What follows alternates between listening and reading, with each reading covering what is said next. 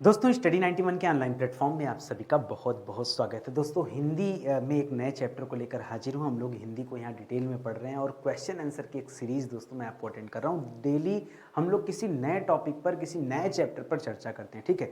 तो आज हमने चैप्टर चूज किया दोस्तों वाक्यांश के लिए एक सार्थक शब्द या एक शब्द, इसे हम एक और नाम से जानते हैं अनेक शब्दों के लिए एक शब्द। होता क्या है, आपके पास एक लंबी चौड़ी लाइन दी होती है, उस लाइन को इन शॉर्ट जो है एक शब्द में बताना होता है आपको कि भाई इस लाइन को हम क्या कह सकते हैं। कभी कभी उल्टा दे देता है, एक शब्द को एक्सप्लेन करने के लिए कह देता है या फिर एक्सप्लेन वाले वाक्य को क्या करता है छोटे शब्दों में पूछ लेता है। बस यही दो तरीके होते हैं जिससे सवाल बनते हैं, ठीक है। और जो सवाल मैं आपको पढ़ाने वाला हूं आज की डेट में, याद रखेंगे परीक्षा का निचोड़ है। कई सारी परीक्षाओं में जो बेहतरीन सवाल हैं उसको लेकर मैं उपस्थित हूं, जैसे लेखपाल परीक्षा, पीटी परीक्षा, वीडियो एग्जाम हो गया, आरओ मेंस परीक्षा। आरओ में तो 10 सवाल प्री में हर साल हर बार पूछे जाते हैं, चाहे जब भी आपका पेपर हो, ठीक है। इसी तरह से पेट में 2023 वाला पेट भी है, 2022 वाला पेट भी है, फॉरेस्ट गार्ड का एग्जाम हुआ, वीडियो एग्जाम में दोस्तों काफी सवाल आए, ठीक है। प्री आरओ प्री और मेंस दोनों जगह सवाल पूछे गए, तो उन्हीं सब सवालों पे दोस्तों हम चर्चा करने वाले हैं। और ऐसे सवाल जो हाल फिलहाल में पूछेगा, ऐसा नहीं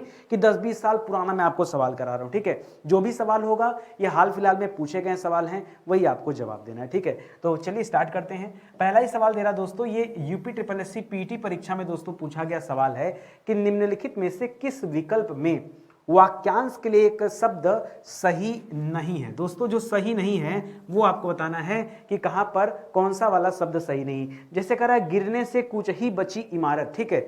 गिरने से कुछ ही बची इमारत मतलब ऐसी इमारत जो तोड़ी जा रही हो लेकिन अभी पूरी टूटी ना हो, ठीक है। अगर देखिए पूरी टूट जाएगी तब तो नष्ट हो जाएगी, ध्वंस हो जाएगा, ठीक है। तो ध्वंसावशेष को क्या कहते हैं? ध्वंसावशेष मतलब ध्वंस धन अवशेष, ये दो शब्दों से मिलकर बना है। एक शब्द है ध्वंस और दूसरा शब्द है अवशेष। ये अवशेष का मतलब ही क्या दोस्तों, ये जो कह रहा है कुछ बचा हुआ, थोड़ा बहुत बचा हुआ, उसे ध्वंसावशेष कहते हैं। एक्चुअली इस शब्द का प्रयोग तब किया जाता है जो बहुत पुराने जमाने की इमारतें हैं, जैसे 200, 400, 500, 1000, 2000 साल पुराने जो किले बने हैं। अब वो किले अपने ओरिजिनल रूप में तो है नहीं, उनके ध्वंसावशेष बचे, ठीक है। मतलब कुछ पार्ट गिर गए और कुछ चीजें बची हुई, तो ध्वंसावशेष। ये बिल्कुल सही है, गलत नहीं। आपको क्या ढूंढना है? जो गलत है। अगला दे रहा है पूर्णिमा। पूर्णिमा की रात को क्या कहा जाता है दोस्तों? तो जो कुहू दे रहा दोस्तों ये गलत है। पूर्णिमा को रात को क्या कहते हैं? पूर्णिमा की रात को राका कहा जाता है। क्या कहते हैं? राका। तो आपका जवाब यही हो जाएगा दोस्तों। क्यों? क्योंकि ये गलत है, ठीक है। अब आपके मन में अगला सवाल, सर यदि इसे राका कहा जाता तो कुहू किसे कहते हैं? ठीक है, अच्छा सवाल आपने किया कि सर यहाँ पर जो शब्द कुहू दे रहा है, इस कुहू का मतलब क्या है? कुहू का दो अर्थ होता है, ठीक है। एक तो दोस्तों कुहू माने होता है कोयल की गूंज, ठीक है। कोयल की आवाज है या उसकी जो गूंज होती है उसकी आवाज की, उसे हम कुहू कहते हैं, ठीक है। और दूसरा होता है दोस्तों, याद रखेंगे, अमावस्या की रात, ठीक है। अमावस्या की रात, अमावस की रात में चुड़ैल आती है। अमावस मतलब क्या होता है? जब आसमान में चांद न दिखे। अमावस्या की रात को अंधेरा होता है, ठीक है। इसलिए कहा जाता है कि बुरी शक्तियों का प्रभाव बढ़ जाता है, ठीक है। और पूर्णिमा में दोस्तों पूरा चांद दिखता है, यही अंतर है। पूरा चांद जब दिखता है तो पूर्णिमा होता है। 15-15 दिन का पक्ष होता है इनका, ठीक है। तो फिलहाल आप समझ गए ना कि राका और कुहू का क्या लेना देना है। बाकी शिव के धनुष को पिनाक कहते हैं, ठीक है। शिव के धनुष का नाम क्या है? पिनाक, ठीक है। ऐसी भूमि जो उपजाऊ न हो उसे क्या कहते हैं? ऊसर। क्या कहते हैं? ऊसर। तो बाकी सब तो सही दिया है। मामला जो गड़बड़ था वो ऑप्शन नंबर 2 से था और आपने छांट के बाहर कर लिया। अगला सवाल जो है दोस्तों वीडियो एग्जाम में पूछा गया सवाल है 2023 में। कह रहा अंकेक्षक शब्द जो है इसके लिए आप एक वाक्यांश बताइए। कुछ लंबा चौड़ा आपको एक्सप्लेन करके बताना। अंकेक्षक किसे कहते हैं? ठीक है, इंग्लिश में कहते हैं दोस्तों अंकेक्षक को ऑडिटर। क्या कहते हैं दोस्तों? इसी को कहते हैं ऑडिटर, ठीक है। ऑडिटर, ऑडिटर का काम क्या होता है? वो कंपनियों के लेखा जोखा को जाके चेक करता है। देखिए अकाउंटेंट अलग होता है, अकाउंटेंट जो है वो अलग होता है। अंकेक्षक जो है दोस्तों वो जांच करने वाला व्यक्ति होता है, वो लेखा जोखा की जांच करने वाला। तो दिया क्या करा? अंक यानी गोद में खेलने वाला बच्चा, गलत। अंकों की गणना करने वाला, गलत। अंकों के साथ खेलने वाला, गलत। आय व्यय के आंकड़ों की जांच करने वाला, जो एक्सपेंस और इनकम है, ठीक है, वो सही तरीके से लिखे गए नहीं लिखे गए, उनकी जांच करने के लिए कौन होता है? ऑडिटर होता है। और ऑडिटर को हिंदी में हम क्या कहते हैं? अंकेक्षक कहते हैं। क्या कहते हैं? अंकेक्षक। कंप्यूटर को इंग्लिश में क्या कहते हैं? इंग्लिश में तो कंप्यूटर कहते हैं, हिंदी में क्या कहते हैं? गणना करने वाला यंत्र, संगणक। क्या कहते हैं कंप्यूटर को? संगणक कहते हैं। चलिए आगे बढ़िए। UP triple SC video exam का एक और सवाल लीजिए कि किस वाक्यांश के लिए प्रयुक्त शब्द सार्थक नहीं है। देखिए एक एक चैप्टर पे आपको मैं इतना पढ़ा दूंगा ना, आनंद आ जाएगा। ठीक है, पूछ रहा है कि कौन सा सार्थक नहीं है। ठीक है, मतलब किसी के सामने कुछ गलत लिखा हुआ, वही गलत आपको ढूंढ लेना है।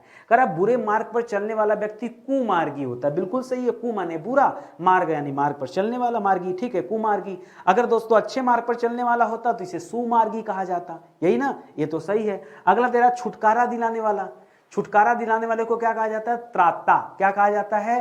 त्राता। जो किसी चीज से हमें छुटकारा दिलाता, बिल्कुल सही है दोस्तों, त्राता होता है। करा आकाश में घूमने वाले के लिए आकाश वृत्ति शब्द दिया, ये गलत है। आकाश वृत्ति नहीं होता है। आकाश में जो घूमने वाला होता है उसे कहते हैं नभचर। नभ माने आकाश, चर माने चरने वाला यानी विचरण करने वाला। तो जो आकाश में विचरण करता है, घूमता, उसे नभचर कहते हैं, आकाश वृत्ति नहीं कहते हैं। जिसे करना कठिन उसे दुष्कर कहते हैं। बिल्कुल सही है। ठीक है, अच्छा आपके मन में अगला सवाल आया कि सर फिर आकाश वृत्ति किसे कहते हैं? क्या ऐसा होता कि हम आकाश वृत्ति को सही कर लेते हैं? आकाश वृत्ति का मतलब होता है ऐसी जीविका जिसका ठिकाना न हो। ऐसी जीविका जिसका ठिकाना ना हो। आजीविका लिखिए, आजीविका या आजीविका। ठीक है, जिसका ठिकाना ना हो। ठीक है, ठिकाना ना हो उसे क्या कहते हैं? आकाश वृत्ति कहते हैं। ठीक है, ठीक ठिकाना ना हो। जैसे बहुत सारे लेबर ऐसे होंगे जो डे वाइज काम करते हैं। अब वो गए कहीं पे खड़े हैं, काम मिला मिला, नहीं मिला नहीं मिला। ठीक है, तो ऐसे में क्या होता है दोस्तों? उसे आकाश वृत्ति कहा जाता है। जिसके कमाने का, जिसके रोजी रोटी का है, जिसके जीविका का, जिसके आजीविका का कुछ ठीक ठिकाना ना हो, कुछ अता पता ना हो, उसके लिए शब्द क्या यूज किया जाता है? आकाश वृत्ति यूज किया जाता है।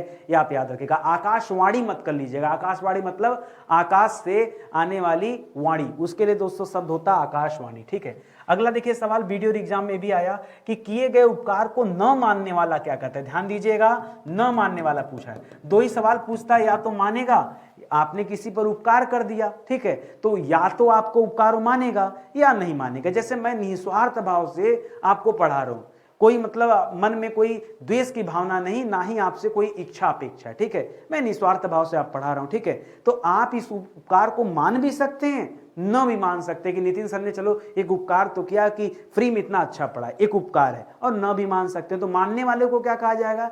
जो मानता उसे कृतज्ञ कहा जाएगा, जो नहीं मानता उसे कृतघ्न कहा जाएगा। कृतघ्न, घ्न आधा घ और न, तो यहां पर क्या दोस्तों? अनुपकारी से कोई मतलब नहीं है, कृतघ्न हो जाएगा दोस्तों जो उपकार न मानता हो। जो उपकार न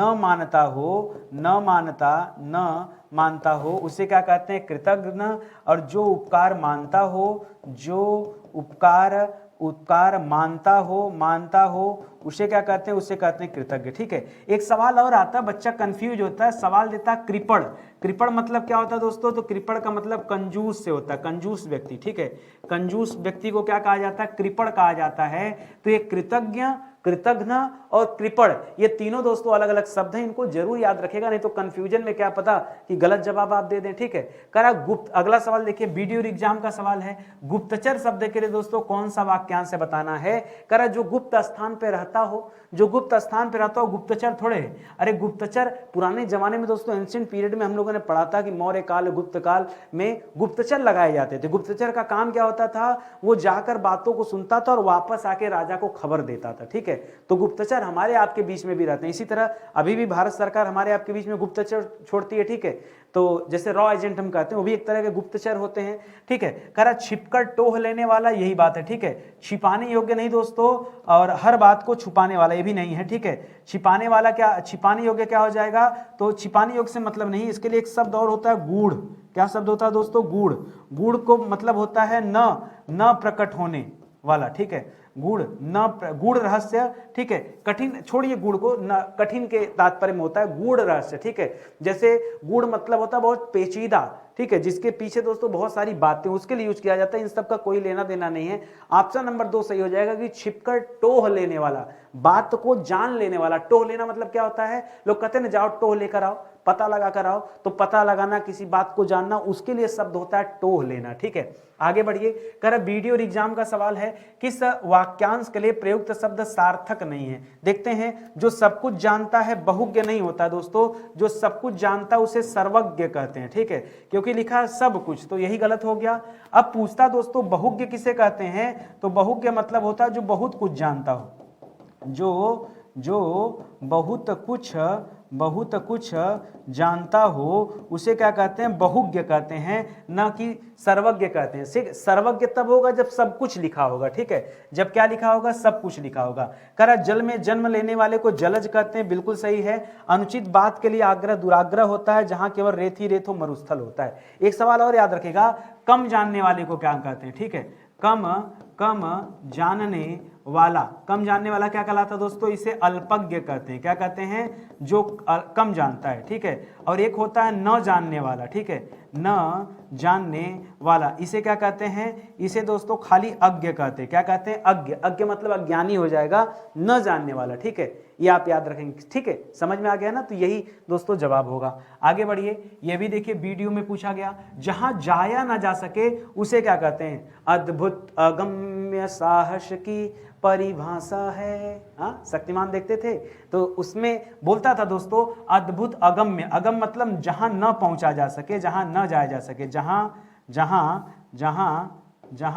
न जाया जा सके, न जाया जा सके या न पहुंचा जा सके, उसे अगम्य कहते हैं, ठीक है। अच्छा, सुगम मतलब जहां पहुंचना आसान हो, जहां सुगम, देखिए गम्य मतलब होता है दोस्तों, वैसे सुगम मत कहिए, जो सुगम कहा जाता है जो बहुत आसान हो, ठीक है, जो बहुत आसान हो। और यहां पर लिखता तो लिखता सुगम्य, ठीक है, सुगम्य का मतलब क्या, गम नहीं गम्य लिखता, ठीक है, जहां जाना सरल हो, जहां जाना सरल हो या आसान हो तब होता। एक सवाल आता अधिगम, ठीक है, आप कई बार दोस्तों पढ़ते हैं तो एक विषय आप पढ़ते हैं, उसमें पढ़ाया जाता है आपको, जैसे बाल विकास आप पढ़ते हैं, चाइल्ड साइकोलॉजी, तो उसमें एक टॉपिक मिलता है आपको शिक्षण अधिगम। बच्चा परेशान, अधिगम माने क्या होता है, अधिगम माने सीखना, शिक्षण को सीखना या जानना, ठीक है। अधिगम का और कोई मतलब नहीं है। अधिगम का सीधा सीधा मतलब क्या दोस्तों, किसी चीज को जानना, शिक्षण अधिगम यानी टीचिंग स्किल को जानना कि कैसे पढ़ाया जाए, उसके लिए दोस्तों होता है, ठीक है। इसी तरह दोस्तों निर्गम क्या क्या होता है, निर्गम मतलब होता है बाहर जाना। निर्गम का तात्पर्य क्या दोस्तों, इसका तात्पर्य होता है बाहर जाना। फिलहाल यहां से भी दोस्तों आपका कोई जो है संबंध तो होगा नहीं, ठीक है। अगले सवाल पर आइए, यह भी देखिए वीडियो एग्जाम में पूछा गया सवाल है कि अज्ञेय शब्द का अर्थ क्या है, जिसे रोका ना जा सके, जिसे देखा ना जा सके, जिसे जाना ना जा सके, जिसे सुना ना जा सके।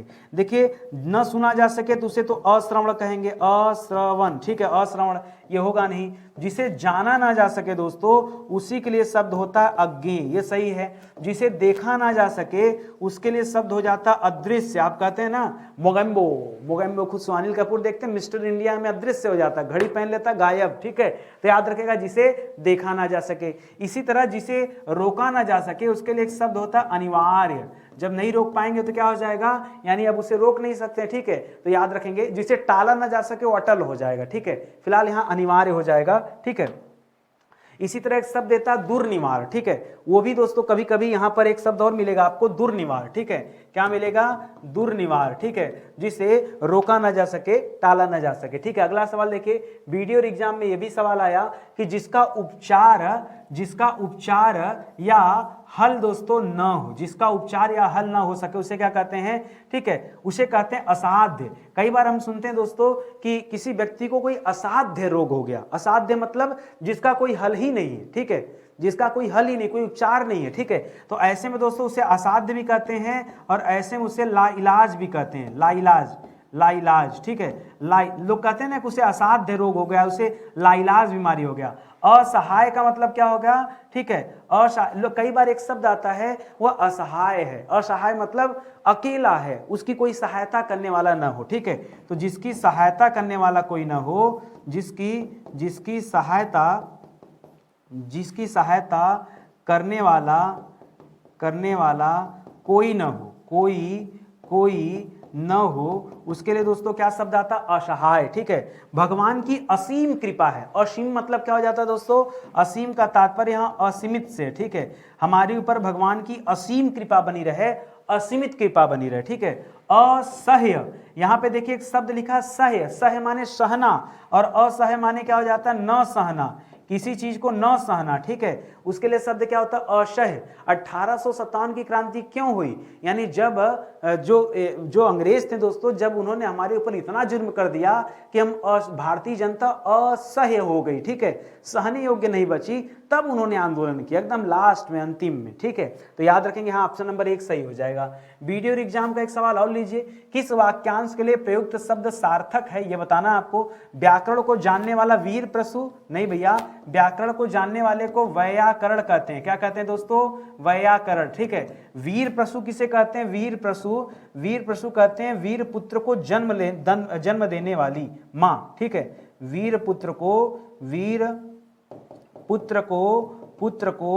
जन्म देने वाली माँ, उसे क्या कहा जाता है दोस्तों, वीर प्रसु कहते हैं, ठीक है। इसी तरह होता है एक शब्द इसी से बनता है, प्रसु से प्रसूति। प्रसु माने जन्म देना होता है, ठीक है। तो प्रसूति दोस्तों वह स्थान जहां पर महिलाएं क्या करती हैं, बच्चों को जन्म देती, उसे कहते हैं प्रसूति, और उस स्थान को गृह, प्रसूति गृह शब्द बनता है इसी से, ठीक है। ये तो दोस्तों आपका गलत हो जाएगा।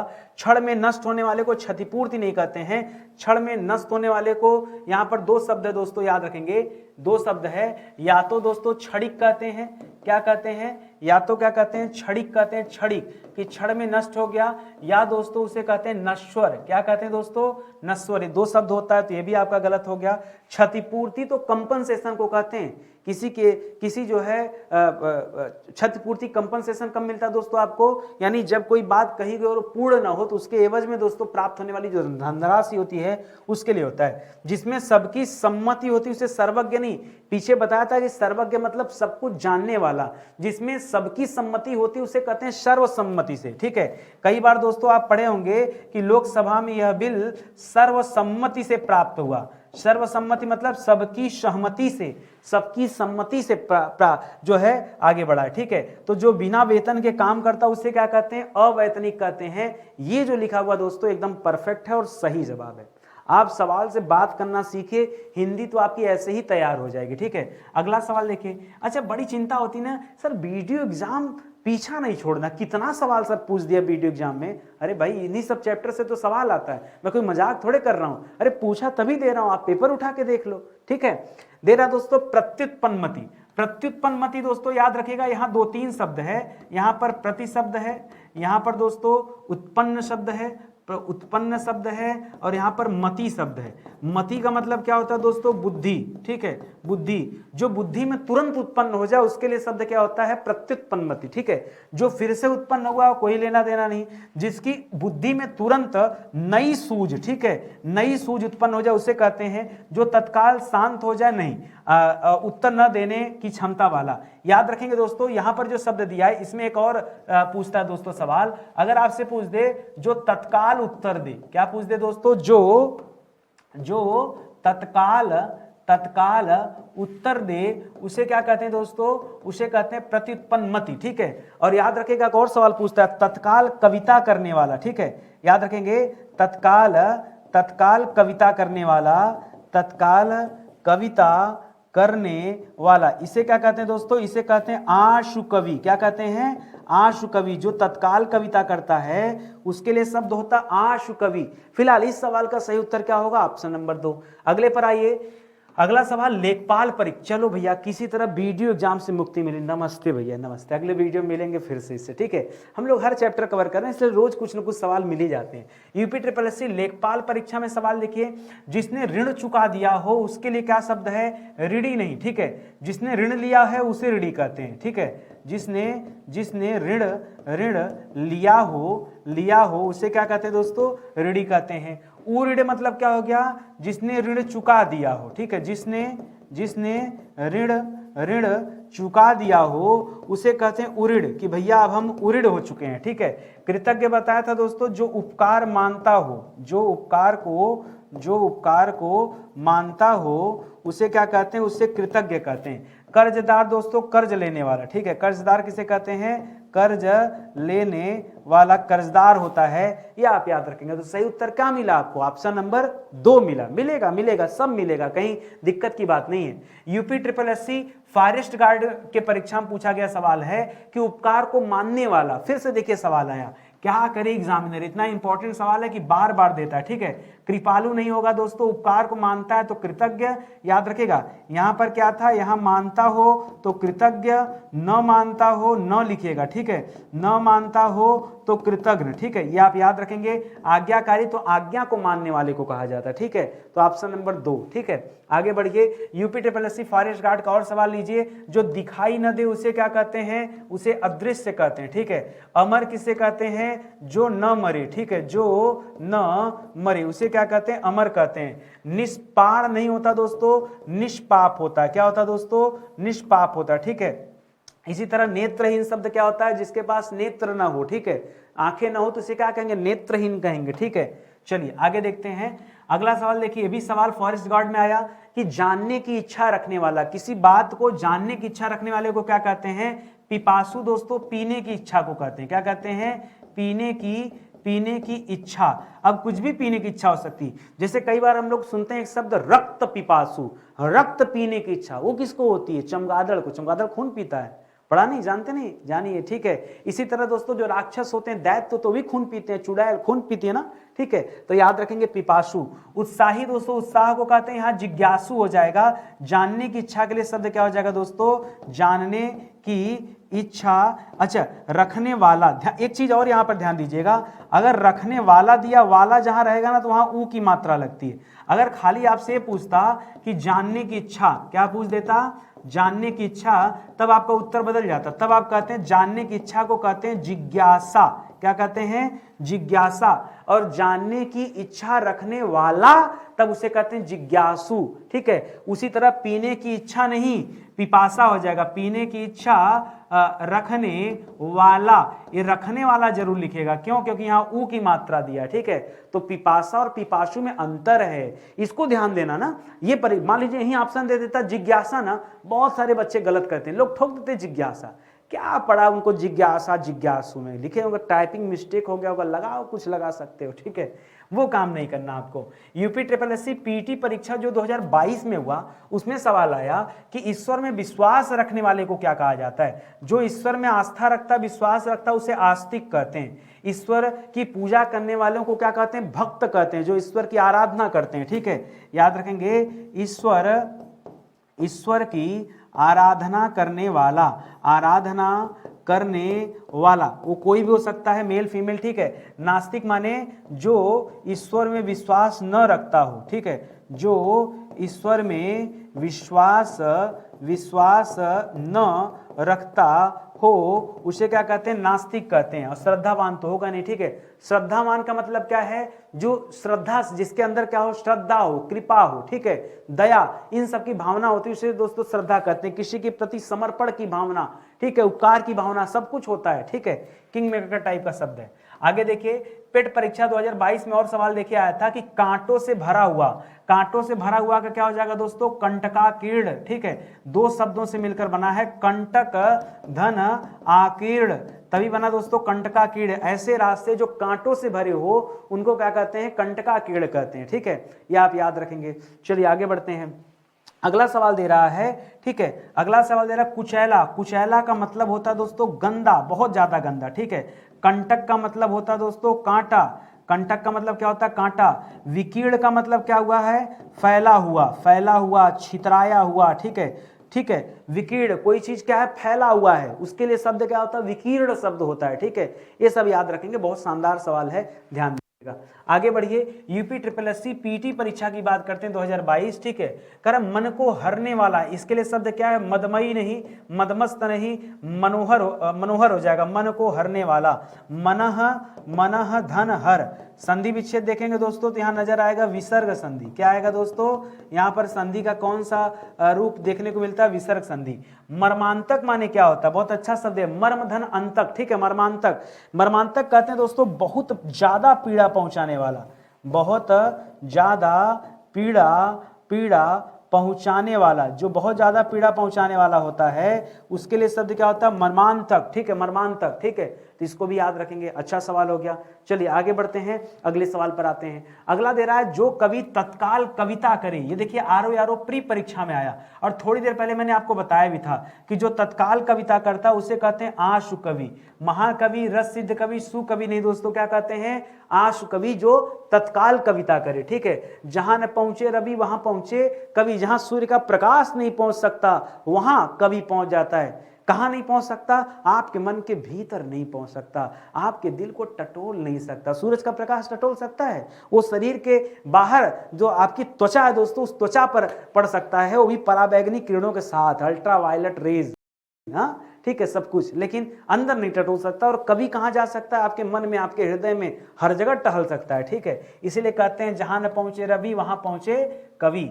आरओ प्री परीक्षा में सवाल है, सब कुछ जानने वाले के लिए क्या शब्द होता है दोस्तों, ज्ञानी नहीं दोस्तों, महाज्ञानी नहीं, सर्वज्ञ होता है। जो अगर लिखा है सब कुछ शब्द आया तो याद रखेंगे सर्वज्ञ हो गया। अगर दोस्तों बहुत कुछ शब्द आया, मान लीजिए बहुत कुछ जानने वाला पूछता, तब क्या कहते हैं, तब हम कहते हैं बहुज्ञ। क्या कहते हैं, बहुज्ञ कहते हैं, ठीक है। अगर यही लिख देता कम जानने वाला, कम, तो याद रखें कम के लिए शब्द आता अल्पज्ञ। अगर दे देता दोस्तों न जानने वाला, तब हम क्या कहते हैं दोस्तों, अज्ञ, ठीक है। ये सब याद रखेगा, परीक्षा में तो इतनी बार आता है यहाँ से सवाल, क्या ही कहना। अगर आप पेपर देते होंगे तो आपको बखूबी जानकारी भी होगी, ठीक है। अगला सवाल देखिए, यूपी पीसीएस आरओ के परीक्षा में सवाल है कि उत्तराधिकार में प्राप्त संपत्ति, जो संपत्ति हमें उत्तराधिकार में प्राप्त होती है उसे क्या कहते हैं, धरोहर नहीं कहते हैं, उत्तराधिकृत नहीं कहते, क्या कहते हैं दोस्तों, रिक्त कहते हैं। इसका सही जवाब क्या हो जाएगा, रिक्त हो जाएगा, उत्तराधिकार में प्राप्त संपत्ति, ठीक है। इसी तरह एक सवाल आता है, रंगमंच पर पर्दे के पीछे का स्थान, पर्दे के पीछे का स्थान, इसे क्या कहते हैं दोस्तों, सोच समझ के बताइए, कुछ इसी से मिलता जुलता है, ठीक है। याद रखेंगे रंगमंच पे जो पर्दे लगे होते हैं ना, जहां अभिनय करते हैं, नाटक वाटक चलता है, वहां पर्दा लगा होता है, तो पर्दा गिरता है और उठता है, ठीक है। तो पर्दे के पीछे का जो स्थान होता है उसे क्या कहते हैं, उसे कहते हैं नेपथ्य। क्या कहते हैं दोस्तों, नेपथ्य, ठीक है। इसको याद रखेंगे। आगे देखिए, आरओ प्री परीक्षा में सवाल आया कि बिना पलक झपकाए, चकित नहीं, देखते रहना नहीं, विपलक नहीं, इसे कहते हैं निर्निमेष। चाहे निर्निमेष कह लीजिए, चाहे अपलक कह लीजिए, दोनों दोस्तों जवाब सही हो जाएगा। अपलक भी, अपलक माने होता है वैसे बिना पलक के, ठीक है। अपलक माने होता है बिना पलक, ठीक है, बिना पलक। और निर्निमेष तो दोस्तों एकदम स्पेशल शब्द है, एकदम परफेक्ट शब्द है, ठीक है। चलिए आगे बढ़ते हैं। आरओ प्री परीक्षा में और सवाल लीजिए कि जो ईश्वर में विश्वास रखता वो क्या हो जाएगा, आस्तिक हो जाएगा, ठीक है। आस्तिक, आस्थावान नहीं दोस्तों, विश्वासी भी नहीं, और आसुरी शक्तियां, ठीक है, राक्षसी शक्तियां जिसको मिलती हैं।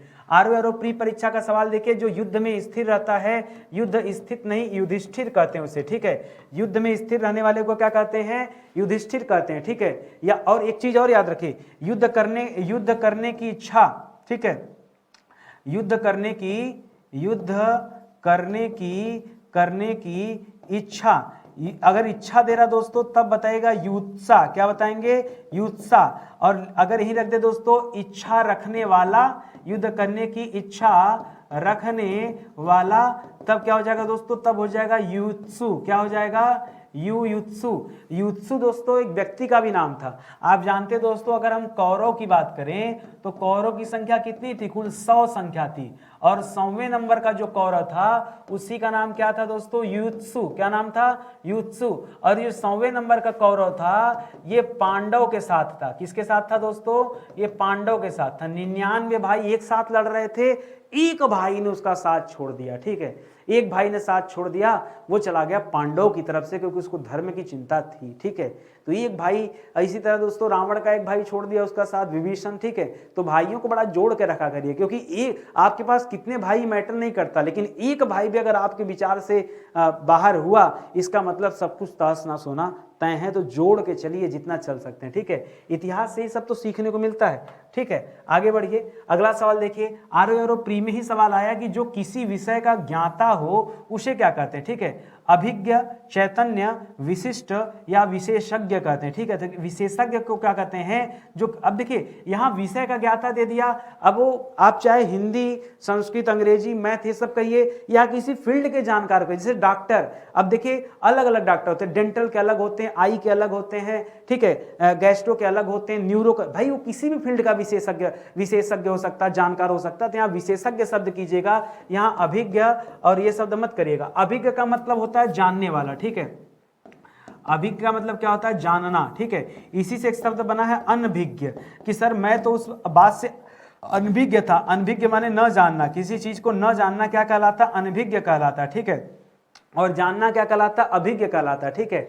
चलिए आगे बढ़ते हैं। कह रहा आरो प्री परीक्षा में सवाल दे रहा है, जो तोला जा सके, तोला मतलब तौला जा सके, ठीक है। अगर तौल सकते हैं तो परिमेय है, ठीक है, जिसे तौला जा सके, जिसे तौला जा सके, तौला जा सके, उसे क्या कहते हैं, उसे परिमेय कहते हैं। जिसे न तौला जा सके, जिसे न तौला जा सके, उसे क्या कहते हैं, अपरिमेय कहते हैं, ठीक है। विनिमय दोस्तों किसे कहते हैं, विनिमय दोस्तों लेन देन को कहते हैं, ट्रांजैक्शन, आप किसी से जो लेन देन करते हैं उसके लिए शब्द होता है विनिमय, ठीक है। और अनुमेय मतलब अनुमान करने योग्य, ठीक है। अनुमेय मतलब क्या हो जाता है, अनुमान करने योग्य, न मत लिख दीजिएगा, अनुमान करने योग्य के लिए क्या होता है, अनुमेय शब्द होता है। तो यहां पर दोस्तों ऑप्शन नंबर 3 बिल्कुल सही जवाब हो जाएगा, ठीक है। आगे बढ़िए, अगला सवाल दे रहा है कम बोलने वाला। जो कम बोलता दोस्तों उसे क्या कहते हैं, उसे मितभाषी कहते हैं, मितभाषी। क्योंकि मित का मतलब ही क्या होता है, हमेशा याद रखिए, कहीं पर मित शब्द लिखा है तो मित का मतलब होता है कम। जैसे आता है कम खर्च करने वाला, क्या सवाल देता है, कम खर्च करने वाला, इसे कहते हैं मित व्ययी। क्या कहते हैं दोस्तों, मित व्ययी, कम खर्च करने वाला, ठीक है। उसी तरह मितभाषी, कम बोलने वाला। मृदुभाषी कब होता है दोस्तों, मृदुभाषी मीठा बोलने वाला, जो मीठा बोलता है उसके लिए शब्द क्या होता है, मृदुभाषी शब्द होता है। बहुभाषी मतलब क्या होता है, बहुत ज्यादा बोलने वाला, बहुत ज्यादा बोलने वाला, ठीक है, उसे क्या कहते हैं, बहुभाषी। अभाषी शब्द नहीं होता, आभाषी शब्द होता है, गलत लिखा है, ठीक है। इसी तरह दोस्तों जो बहुत ज्यादा बोलता है उसे अधिवक्ता भी कहते हैं, अधिक बोलने वाला, अधिवक्ता। जो बहुत ज्यादा बोलते हैं उसे वाचाल भी कहते हैं, वाचाल। ये तीनों आता है, वाचाल भी परीक्षा में आता है, अधिवक्ता भी परीक्षा में आता है, और बहुभाषी तो दे दिया है, बहुत बोलने वाला, ठीक है। तो ये अंतर दोस्तों, या हेलो, एक सेकेंड, थोड़ा सा मुझे लगता है कि यहाँ पर कुछ तो गड़बड़ है, एक बार मैं चेक कर लेता हूँ, ठीक है।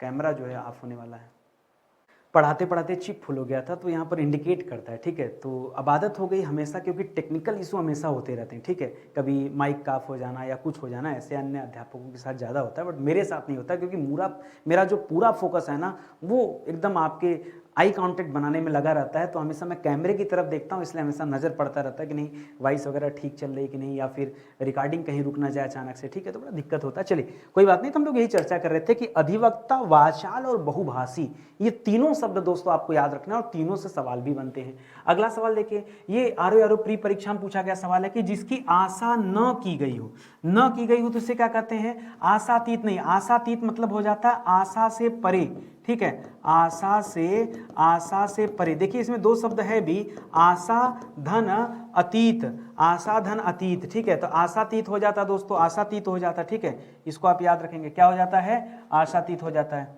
अरे भाई हट जाओ भैया, कैसे हटोगे, ठीक है, आशातीत हो जाता है। इसी तरह लिख रहा है अप्रत्याशित, जिसकी आशा नहीं की गई उसके लिए शब्द क्या हो जाएगा, अप्रत्याशित हो जाएगा, ठीक है। आशान्वित मत कर दीजिएगा, आशान्वित मतलब होता आशा से अन्वित, इसका तात्पर्य हो जाता दोस्तों आशान्वित जिसे आशा हो, जिसे आशा हो, जो आशा लेकर दोस्तों बैठा हो कि आप कुछ करोगे। जैसे हाँ, बच्चों का देख लीजिए, हमेशा आशान्वित होते हैं कि सरकार आएगी, वैकेंसी निकालेगी, हमें परीक्षा देने को मिलेगा, आशा करते हैं ना, उसी को कहते हैं आशान्वित, ठीक है। या गौरवान्वित अलग शब्द होता है, उसी तरह से गौरव धनान्वित है, ठीक है, जो गौरव के लिए हो, ठीक है। प्रत्याशा मतलब क्या हो जाता है दोस्तों, प्रतिधन आशा बराबर प्रत्याशा। प्रत्याशा का मतलब ही होता है दोस्तों आशा, उम्मीद, भरोसा, ठीक है। इसके लिए दोस्तों यूज किया जाता है प्रत्याशा, ठीक है, प्रत्याशा यूज किया जाता है। तो ये तथ्य आप याद रखेंगे। फिलहाल जो आपके काम लायक जवाब था वो ऑप्शन नंबर 2 था दोस्तों सही उत्तर, ठीक है। आगे बढ़िए, अगले सवाल पर आइए। अगला सवाल दे रहा है, ये आरओ मेंस परीक्षा में पूछा गया सवाल है, ठीक है। देखिए हम क्या करते हैं, जब कोई भी चैप्टर पढ़ते हैं तो ये नहीं देखते हैं कि भाई किस परीक्षा के लिए, ठीक है। हमारा फोकस होता है कि अनेक शब्दों के एक शब्द की अगर बात हो रही है तो उस चैप्टर पर हमें पकड़ बनानी है, चाहे परीक्षा कोई भी हो, ठीक है। करा बताना है आपको दोस्तों कौन सा विकल्प गलत है, ठीक है। करा जंगल की आग को दावा नल कहते हैं, सही है। समुद्र की आग को बड़वा नल कहते हैं, सही है। पेट की आग को जठराग्नि कहते हैं, सही है। लेकिन आदि से अंत तक, ठीक है, इसके लिए अनंत शब्द नहीं होता। क्या होता दोस्तों, इसके लिए शब्द होता है आद्योपांत। क्या शब्द होता है, आद्योपांत। आदि से अंत तक के लिए आद्योपांत शब्द होता है। आप कहेंगे सर अनंत किसके लिए होता है, अनंत का मतलब होता है जिसका कोई अंत न हो, ठीक है, जिसका अंत न हो उसके लिए शब्द होता है अनंत, और जिसका कोई आदि न हो उसे अनादि कहते हैं, ठीक है। ये आप याद रखेंगे। फिलहाल यहाँ पर आद्योपांत होना चाहिए जो नहीं लिखा हुआ है। देखिए अगला सवाल कह रहा है, मेंस परीक्षा में पूछा गया सवाल है, अपनी विवाहिता स्त्री से उत्पन्न पुत्र, ठीक है, अपनी, दूसरे की नहीं, ऐसी मतलब आप जो मान लीजिए किसी पुरुष का विवाह हो गया, ठीक है, तो विवाह होने के बाद अगर अपनी पत्नी से कोई पुत्र पैदा हो रहा है तो उसे क्या कहते हैं दोस्तों, उसे औरस कहते हैं। मैं आपको और चीजें समझ आता हूं, जरायुज किसे कहते हैं, ठीक है। तो याद रखिएगा दोस्तों, बच्चे के रूप में जन्म लेने वाले, बच्चे के रूप में जन्म लेने वाले, ठीक है, जरायुज। एक्चुअली में जरायुज का बहुत बढ़िया मीनिंग है। जरायुज और अंडज ये 2 शब्द होते हैं। धरती पे जितने भी जीव हैं वो इन्हीं 2 माध्यम से दोस्तों जन्म देते हैं बच्चों को, ठीक है। प्रजनन तो हर जगह हो रहा है, क्योंकि अगर प्रजनन ना हो तो दोस्तों सृष्टि समाप्त हो जाएगा, उस जीव का अस्तित्व समाप्त हो जाएगा। तो जो अंडे देते हैं जीव उसे कहते हैं अंडज। जैसे पक्षी वगैरह को देखे तो पक्षी अंडे देते हैं। अब अंडे में होता क्या, अंडा दे देते हैं, उसके बाद दोस्तों उसमें बच्चा पैदा होता है। अब मुर्गी का अंडा लाते हैं, फोड़ देते हैं, बच्चा मिलता है कि अंदर, नहीं, पहले मुर्गी अंडा देती है, बाद में उसको सेती है। यानी जो निषेचन होता है दोस्तों, एक तरह से जो बच्चे बनने की प्रक्रिया होती है वो अंडे में शरीर से बाहर आने के बाद होती है। जबकि जो जरायुज होते हैं उसमें प्रक्रिया गर्भ के भीतर होती है। गाय को देख लो, गाय दोस्तों अगर बछड़ा दे रही दोस्तों, अपने बच्चे को जन्म दे रही, तो उसके गर्भ में ही दोस्तों उसका बच्चा पलता, उसे अंडे देने की जरूरत नहीं है। या महिलाओं को देख लो, ठीक है, अगर महिलाओं के अंदर से दोस्तों बच्चियों का जन्म हो रहा है तो दोस्तों प्रजनन कहाँ हो रहा है, वो गर्भ के अंदर हो रहा है, उन्हें जरायुज कहा जाता है। मेरी बात समझ में आ रही है ना, ये समझिए ज्यादा सही है। जारज माने क्या होता है दोस्तों, ठीक है, पर पुरुष, पर पुरुष कहें कि पर स्त्री कहें, यह भी समस्या है, ठीक है। तो याद रखेगा, पर पुरुष कहिए, चाहे यहां लिखिए उपपति से उत्पन्न जो पुत्र होते हैं, पुत्र पुत्री कुछ भी रहे, ठीक है, उन्हें क्या कहते हैं दोस्तों, उन्हें कहते हैं जारज। और दत्तक माने क्या होता है, गोद लिया गया, ठीक है, गोद लिया गया। दत्तक पुत्र हो पुत्री है वो देख लीजिएगा, क्योंकि इसके आगे लिखा रहेगा, भाई दत्तक के आगे कुछ तो लिखेगा ना, तभी तो बताएंगे कि दत्तक में क्या आ रहा है, ठीक है। समझ में आ गया ना, चलिए आगे बढ़ते हैं। ओहो, क्लास आपकी समाप्त हो गई, चलिए कोई बात नहीं। ये जो क्लास आप देख रहे हैं ना, ये बहुत ही जबरदस्त क्लास चल रही है। इसको छोड़, ये तो 10% है यार, 10-15% हमारे पेड कोर्स का है। आपको पूरी हिंदी पढ़नी दोस्तों तो एक बार विजिट कीजिए, हिंदी इंडिविजुअल पढ़िए। मैं बच्चों को हमेशा समझाता हूं, और आप ईमानदारी से बताओ मैं कहाँ गलत हूं। मैं कहता हूं किसी विषय को एक बार पढ़ो, एक बार पढ़ के आप 10-20 जितनी चाहे उतनी परीक्षा दो। पढ़ने का मतलब ये नहीं होता कि 10-20 बार हिंदी पढ़ी जाए, आप लोग यही गलत करते हैं। हर बार जाके नया नया कोर्स ज्वाइन करेंगे, सबसे बड़ी गलती। आप एक एक विषय का कोर्स ज्वाइन करिए, एक एक विषय को डीप स्टडी कर डालिए, पढ़ डालिए, ये सबसे अच्छा तरीका होता है पढ़ने का। तो ये अपनी हिंदी का दोस्तों बैच भी है, और ये हिंदी की किताब भी है, 6000 सवाल इस किताब में, बहुत शानदार है। आप आइए, आपको कोई क्वेरी है तो दोस्तों यहाँ से कर सकते हैं, ठीक है। एक चीज और, बहुत सारे बच्चे ऐसे जो पीडीएफ नोट्स की डिमांड कर रहे थे कि सर ये जो क्लास आप पढ़ा रहे हैं ना, इसका पीडीएफ सर हमको फ्री में मिल जाएगा क्या। बिल्कुल फ्री में मिल जाएगा दोस्तों। आप आ जाओ स्टडी 91 के एप्लीकेशन पर, ऐप पर या वेब पर, दोनों जगह दोस्तों फीचर अवेलेबल है। ठीक है, ऐसा नहीं कि कोई जबरदस्ती कि नहीं आप ऐप इंस्टॉल ही करो। ठीक है, तो ऐप और वेब दोनों जगह अवेलेबल है दोस्तों। इस ऐप और वेब में दोस्तों एक फोल्डर आपको मिलेगा पीडीएफ स्टडी मटेरियल। क्या मिलेगा दोस्तों? एक फोल्डर यहाँ मिलेगा पीडीएफ स्टडी मटेरियल। ठीक है, ये पीडीएफ स्टडी मटेरियल में दोस्तों बहुत सारे पीडीएफ हैं। वहां पे जब जाएंगे तो दो ऑप्शन मिलेगा कि एग्जाम वाइज पीडीएफ चाहिए या आपको सब्जेक्ट वाइज पीडीएफ चाहिए। ठीक है, कि आप क्या किसी परीक्षा के लिए पीडीएफ डाउनलोड करना चाहते हैं या फिर, और सब फ्री वाली बात हो रही, सब्जेक्ट के लिए, तो आप लीजिएगा सब्जेक्ट में और आप लीजिएगा हिंदी बाई नितिन सर। ठीक है, हिंदी बाई नितिन सर, इस फोल्डर में आइएगा, क्योंकि हमारा दोस्तों कई सारा यहाँ फोल्डर होगा, तो आपको हिंदी का पीडीएफ चाहिए तो हिंदी में आइएगा। और हिंदी के अंदर दोस्तों आज वाली जो क्लास चल रही है क्विज इन हिंदी सीरीज चल रही। क्या चल रही है? क्विज इन हिंदी सीरीज। मैं ऐसा नहीं कि मैं पहली बार हिंदी पढ़ा रहा हूं, अब तक हिंदी के सैकड़ों हजारों वीडियो पढ़े हैं, लेकिन दोस्तों अब दिक्कत क्या है, वो 1000 वीडियो आप ढूंढ नहीं पाते। तो इस जगह पे दोस्तों आपको पीडीएफ भी मिल जाएगा और वीडियो भी मिल जाएगा, वो भी एक एक चैप्टर करके। ठीक है, तो सब कुछ दिया है, आप ये वाली सीरीज ले लेना। ठीक है, इसी तरह से इसके पहले जो सीरीज चल रही थी वो अपनी हिंदी सीरीज चल रही थी। क्या चल रही थी दोस्तों? अपनी हिंदी सीरीज दोस्तों चल रही थी। तो दोस्तों वो सीरीज के भी जितने भी पीडीएफ उसको भी मैं अपडेट कर दे रहा हूँ, इसे भी डाउनलोड के, तो जी भर के आप पीडीएफ डाउनलोड कीजिए, कहीं घबराने वाली बात नहीं है। ठीक है, जितना चाहे उतना स्टडी कर सकते हैं। फिलहाल यही ये सेशन समाप्त होता है, मिलते हैं दोस्तों अगले लेक्चर में। अच्छा लगा होगा तो प्लीज लाइक कीजिएगा, कमेंट कीजिएगा, शेयर कीजिएगा, चैनल को सब्सक्राइब कर लीजिए, क्योंकि तभी आपके पास नोटिफिकेशन जाएगा और आप जान पाएंगे कब कौन सी क्लास दी जा रही है, नहीं तो आपको पता नहीं चलेगा। ठीक है, मिलते हैं अगले वीडियो में, तब तक बहुत बहुत धन्यवाद। जय हिंद, जय Bharat, thank you so much.